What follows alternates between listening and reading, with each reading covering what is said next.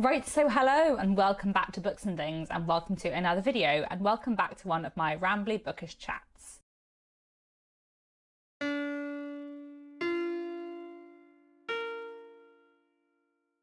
So I tend to call these kind of videos just Books and Things because they're where I'm talking about books and things, which is, my channel name, and that's very satisfying, etc.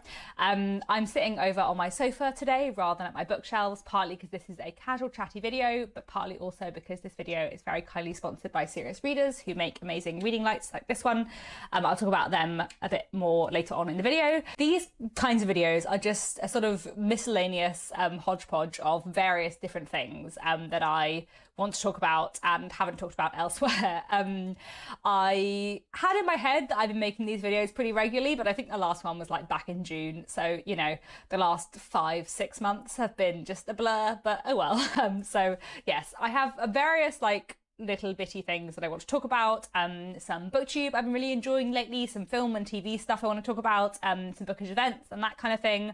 So I think we'll start off with the bookish event I wanted to mention. Earlier this month I went along to a launch event for this book. This is The Austen Christmas Murders by Jessica Bull, which I think I mentioned in a book haul and then didn't talk about the event I went to, which would have been a sensible place to talk about it, but oh well. So there was a launch event for this novel, which is the third book, well, the second and a half book in the Miss Austen Investigates series, which are a historical murder mystery series all about Jane Austen investigating crimes. They are excellent. I love them very, very much, and Jess is just like an expert in all things Jane Austen. And she had a launch event for this Christmas novella, and it was just really, really fun. It was in a hotel called Henry's Townhouse, which is a house where Jane Austen's brother Henry used to live, and it was all decorated in a very festive way, and there were Regency-esque crafts, so we did some candle painting, and there was also someone there doing silhouette making. So I think on Instagram she's Silhouette Sarah, and she does Regency style silhouettes, and look at my very amazing silhouette. So this she did in front of me with scissors in 5 minutes, and it is I don't know if I've turned my face in the correct direction, but it is very accurate to my face. I recognise that as myself. And she's even done in my glasses, which I just loved. So that was very cool, and that's a very cool thing to have. I also met in person Izzy, who runs the podcast What the Austen, which I was on talking about my novel The Trouble with Mrs. Montgomery Hearst a while back, and it was really lovely to meet her in person, and lovely to see Jess Bull again, who I really get on with, and yeah, just had a very, very nice time. So yeah, let me show you those clips, and then we'll get back to me rambling about various things.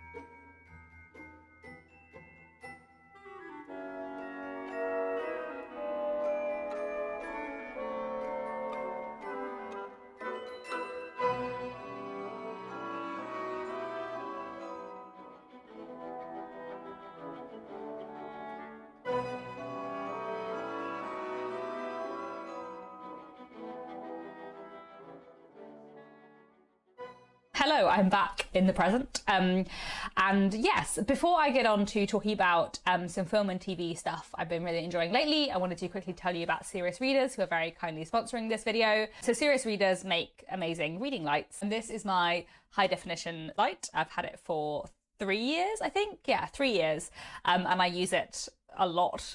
It is just really, really good, genuinely, and makes a very big difference when you're reading, having a proper focused light on the page. If you have been watching my videos for a while, you probably heard me mention Serious Readers before, because as I said, I've been using this Serious light now for 3 years. The last couple of months have been so busy with work, and I feel like I've mostly done my reading on the go, on trains or waiting for stuff. And then the last couple of weeks have just been quieter, and the other evening I just sat here and read for 2 hours with the light on, and it was just so lovely. It was so relaxing. A very cool thing about serious readers is that they use a technology called daylight wavelength technology, which basically replicates the daylight spectrum as close as you can.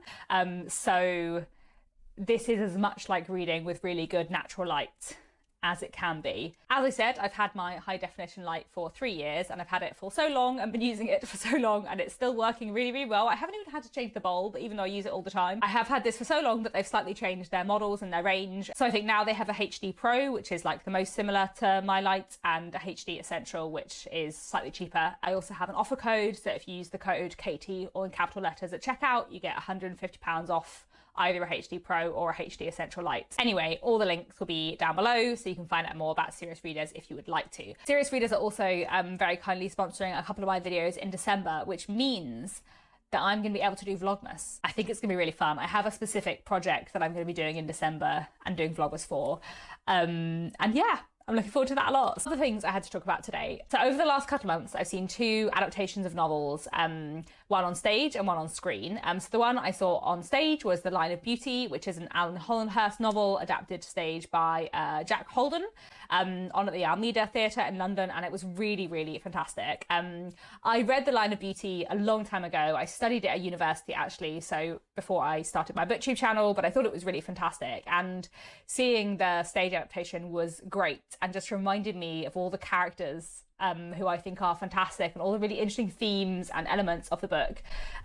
It is a really, really powerful novel set in the 1980s in London about a young gay man, sort of his coming of age story, but also looking at homophobia and class and mental health and AIDS, and so many powerful, serious themes, and it's just incredible. I would really, really recommend the book and the stage adaptation. I mean, I think it's only on for another few days. It is probably sold out. The Almeida's quite small, but I thought it was great, and it really reminded me of the fact that I should reread the novel and should even more read more by Alan Hollinghurst, because I did really love that book a lot. And then the other thing I saw, the other adaptation I've seen lately, was the new Frankenstein film. So the book, the original, is Frankenstein by Mary Shelley from 1818/1831. She revised it later. And the film was written and directed by Guillermo del Toro. And I had some problems with it. I had some big problems with it. I was so disappointed.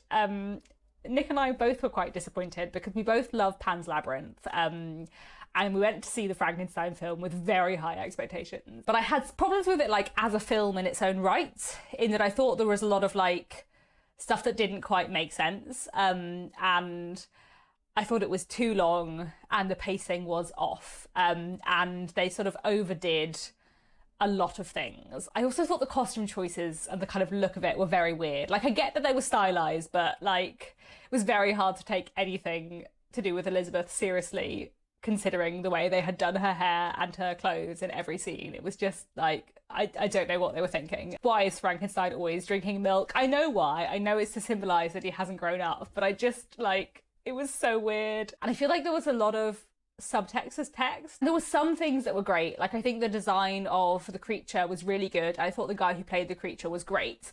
And he was done very, very well. But I feel like the interpretation of Frankenstein as a character was wrong and inconsistent, and this kind of obviously takes me on to my problems with it as an adaptation. I don't know what they were doing with Elizabeth as a character. It didn't work for me at all. I also don't understand why it was set in the 1850s, and this really, really bothered me a lot, because Frankenstein is not a Victorian novel. It is a pre-Victorian novel. It was written in 1818 and then revised in 1831, and they set the film in the 1850s. But also, although it was set in the 1850s, Frankenstein's childhood was really 18th century coded, like really, really 18th century coded. But then, like, a couple of years later, it was the 1850s, and that was really odd. Frankenstein is not a Victorian novel. It comes from a very specific point in time, and I think especially in a book that is kind of about science and technology, it's very important that it comes from that particular point in time. I think overall, one of my biggest problems with it as a film was that it was the wrong level of true to the book. they messed around with the plot of the book so much, but in really odd ways that made no sense. And like I said, what they did with Elizabeth especially, I really didn't like. And what they did with certain plot elements, I really, really didn't like. But then other bits were very true to the book. But then they also introduced a whole new character for no reason who I thought was quite pointless. And I don't mind an adaptation that messes with the plot as long as it's true to like the essence and the spirit of the book. You know, I love the 2020 David Copperfield film so much because I really feel like it's true to the spirit of Dickens, even though it really messes with the plot. But I feel like this adaptation of Frankenstein, like, if it had just taken the premise of Frankenstein and told a different story, I wouldn't have minded that. I have time for that. But it took, like, lots of different random elements of the plot and the characters and then, like, added in a lot of other random stuff. I was very confused by what it decided to take from the novel and what it didn't. And I had so many problems with it. Anyway, that's a really long tangent. In happier news, it did make me want to reread Frankenstein, which I haven't read for a long time. Probably since before I started Booktube, or maybe just when I started Booktube.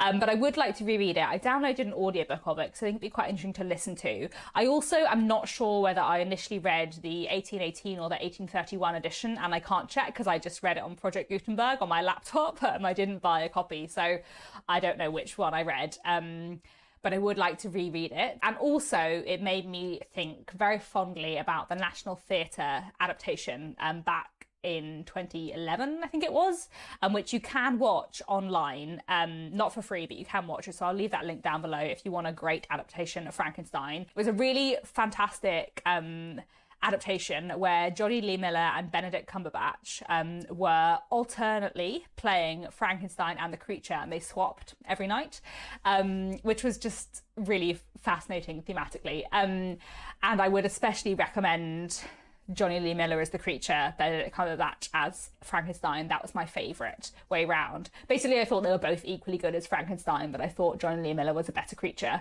And yeah, it was great. So I'll leave that link down below. I fear this may end up being a very long video because I just went on a 10-minute, literally 10-minute rant about Frankenstein. Anyway, other films I have been enjoying lately. A couple of weeks ago, Nick and I watched The Avengers, not the superhero film, but a film from 1998, which is a spy parody film.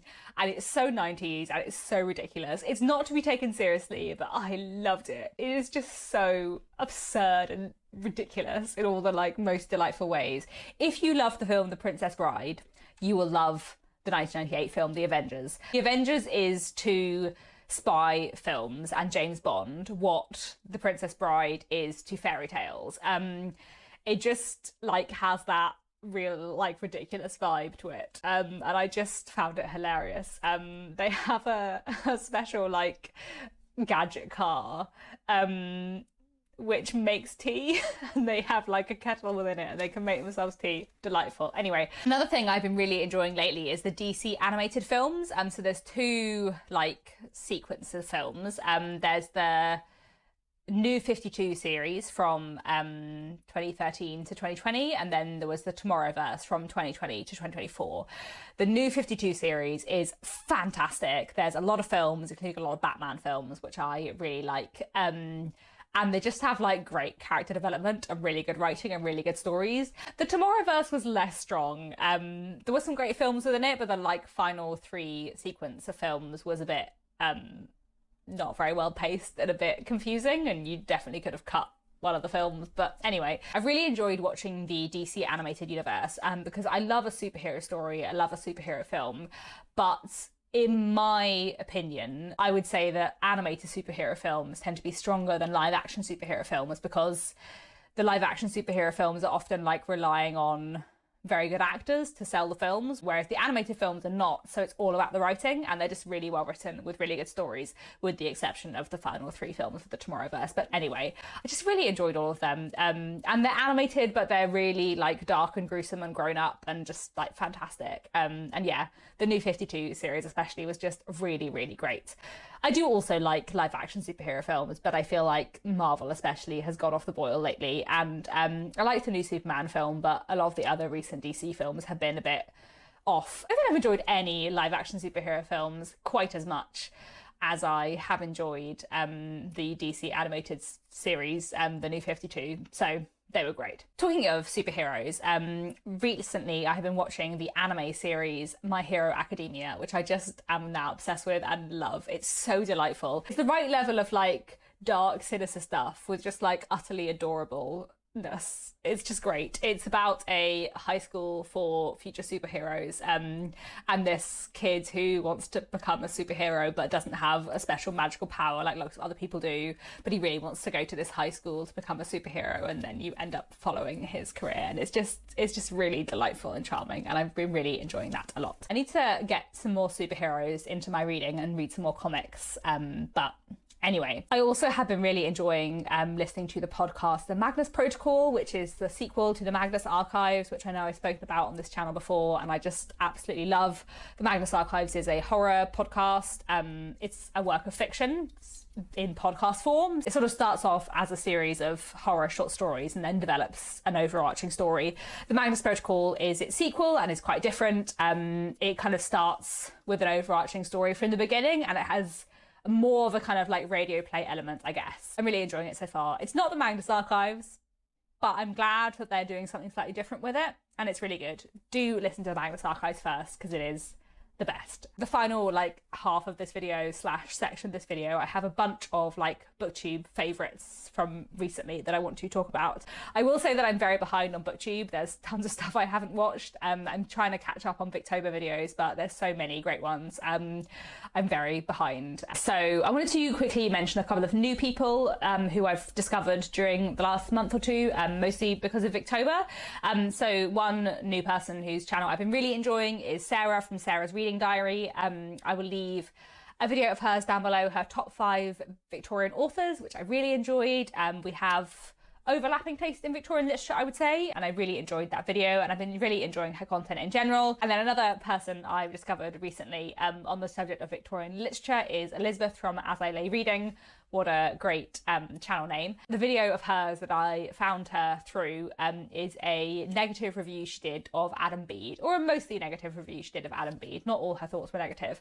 But basically I was watching Aaron from Aaron Read a Book. I will leave his channel link down below as well. He's another fantastic booktuber. He was talking about reading Adam Bede, and he mentioned watching Elizabeth's review of Adam Bede. And I was like, oh, a negative review of a George Eliot book, you say?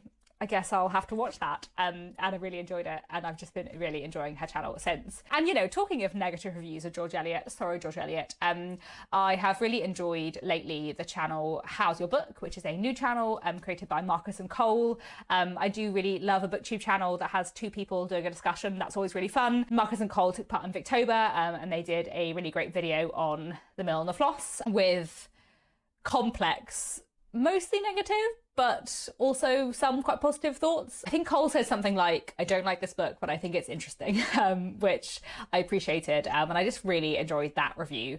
And I've been enjoying their Booktober content in general. I promise I do subscribe to booktubers for other reasons than negative / complex George Eliot reviews.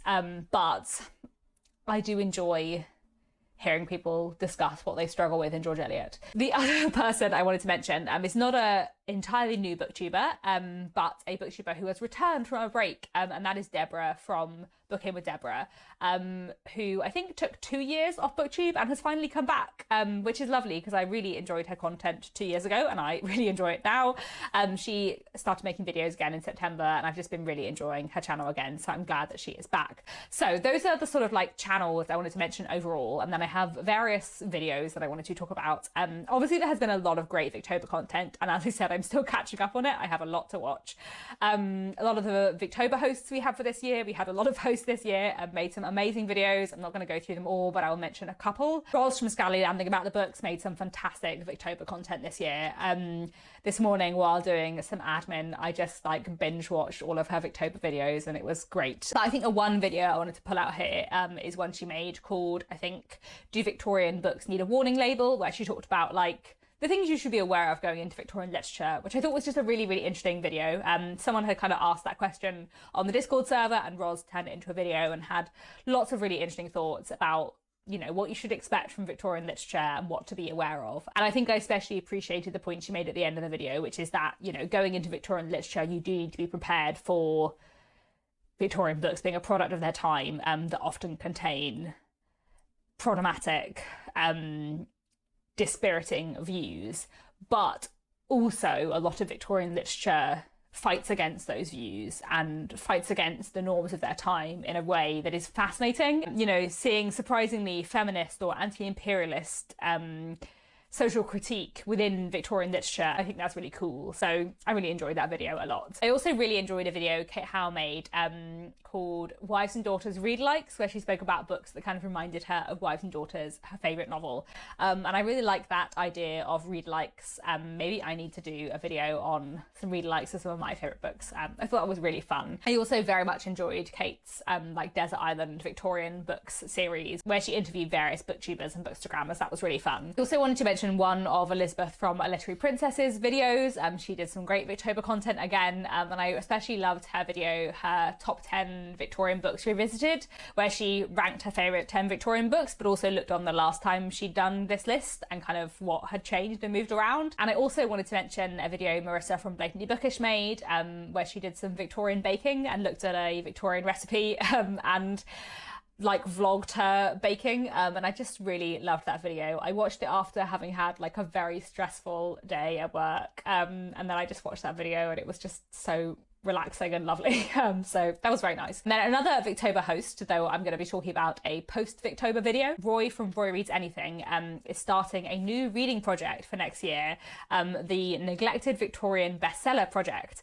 So I'll leave his announcement video down below, and there's also a Discord server. It's going to be a read-along, and Roy is picking, I think 13 like bestsellers from the Victorian period that we don't really read anymore, and reading one a month over the next year and a month, and kind of looking at, yeah, these books that sold really, really well in the Victorian period that we just don't read anymore, which I think is such a great idea for a project, and the list is really great. I think I've only read 2 of them, so I'm looking forward to joining in with that. Talking of Victorian literature, I have, you know, so many other events and booktubers and videos to mention. Art from the Bookshelf Odyssey did some fantastic Victober content. He had 2 like fun series ongoing in Victober, one called Distracted by Dickens, talking about Dickens, and one with various other booktubers as guests talking about like underrated, forgotten Victorian authors. And I'll just link down below the video that Art and Elizabeth from A Literary Princess did together talking about Charlotte Riddell, because it was just great. And in general, if you like Victorian literature, you should absolutely watch both Art and Elizabeth, because they both love Victorian literature and talk about Victorian literature a lot and are just fantastic booktubers. And I have also absolutely been loving taking part in Jen the Librarian's Thomas Hardy read along, where we're reading a Thomas Hardy book every month. That has been such a highlight of the last few months for me. It's just so much fun, and I just love Thomas Hardy, and I love hearing Jen talk about Thomas Hardy. I will leave the recaps that Jen did at the end of the month for A Pair of Blue Eyes and Far From the Man and Crowd, the 2 most recent books, down below in the description. And I've just really been enjoying her videos about Thomas Hardy, but I've also just been massively enjoying the read along and the Discord server, and it's just great fun. And talking of the Thomas Hardy read along, I also wanted to mention some videos from Candy from The Great Literary Rabbit Hole. She has also been taking part in the Thomas Hardy read along and has been doing some really fantastic in-depth reviews about Thomas Hardy's books. I'll leave her review of A Pair of Blue Eyes linked down below, which I just thought was great. And I feel like Candy's really good at like picking up on symbolism and stuff like that, which I am not very good at picking up on, so I've been really enjoying that especially. And she also did another great video during Victober on Great Expectations. So she and Julie from Bookish Travels went to visit the church and the churchyard that we think inspired the first scene in Great Expectations, and kind of incorporated that into her review, and it's just really good fun, so I'll leave that link down below. So that's more than enough Victorian content for you to be getting on with, but I did want to mention a couple of other videos and video series I've been really enjoying lately. I think I've been really enjoying is Gavin from Genre Books' list of lost penguins, where he basically goes through penguin classics and looks at the books that used to be part of the Penguin Classics publishing catalogue but are not anymore, and like the books that have been dropped from Penguin Classics over the years. So it's sort of like a deep dive into how the canon changes, and like what books used to be massively popular and used to be considered classics and aren't anymore. And it's just fascinating. Like if you're interested in like literary and publication history and like how the canon is like thought of and conceptualized, then I think you'll find those videos really, really interesting. Then I also wanted to mention Becky from Teacup the Storyteller made a great discussion about rereading, which I thought was just fantastic. I always enjoy her videos, and I just thought that was a really interesting look at rereading and why we read and why we don't. And then finally, I also wanted to mention back in September, it was Shake-tember, and I always enjoy watching people's Shake-tember content. And Nicole from A Day of Small Things did a really fascinating video about The Merchant of Venice, so I'll leave that link down below as well. I always love Nicole's Shakespeare videos. I just feel like she has the most insightful things to say about Shakespeare, and it's great. So there we go. That's all the Booktube stuff I wanted to recommend. I am glad that I'm finally like catching up on Booktube a bit more in November. And then, yes, I realised that at the bottom of my document, I do actually have some video games that I wanted to mention. I feel like this video has been quite long enough already, but I will quickly mention 2 video games. So one thing I've been really enjoying is a computer game called Wordplay, which I think I mentioned ages ago, back when it was only out in its like initial demo form, and now the full version is out and it's very addictive. And it's quite a simple word game where you have to try and come up with the longest words from the letters you have, a bit sort of like Scrabble, but there's all these sort of upgrades and modifiers which change the rules of the game in really fun ways, and it's just great. I thought I had completed the game, I completed all the levels, and then it gave me a secret bonus level, which is so hard, and I can't complete it, so still struggling with that, but it's really good fun. And then the other game I've been really enjoying lately is Nick and I have been playing together a game called Eternal Threads, which is a very, very story-driven game with not very much gameplay in it, which is the kind of game we like to play together, sort of puzzle games. Basically, the premise is that you are someone who has been sent back in time because time travel has been invented and something has been done that has messed up lots of things in the timeline. So you have to go back in time and try and save the lives of 6 people who all die in a house fire. And the way you have to save their lives is by changing small things, small decisions they make in order to stop them being in the house at the time of the fire. So you're basically just watching the lives of these 6 housemates over 1 week and trying to kind of influence their decisions by like changing the things they do at key moments. So that's a fun mechanism, and the sort of like alternate history, changing time stuff is fun. But basically at its heart, it's just the story of these 6 young people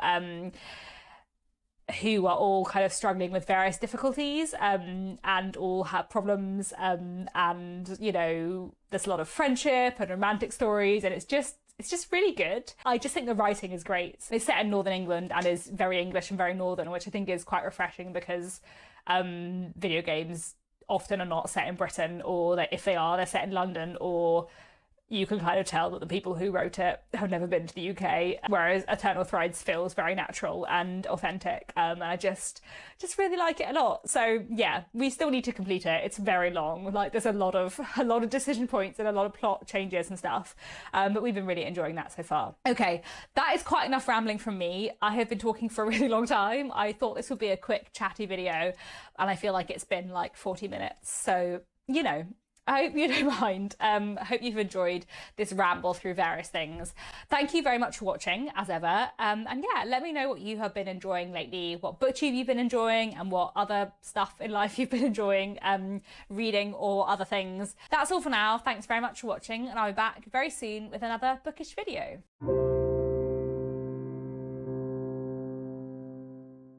Basically, these kinds of books and things videos are just like a miscellany. How do I say that word? A miscellany?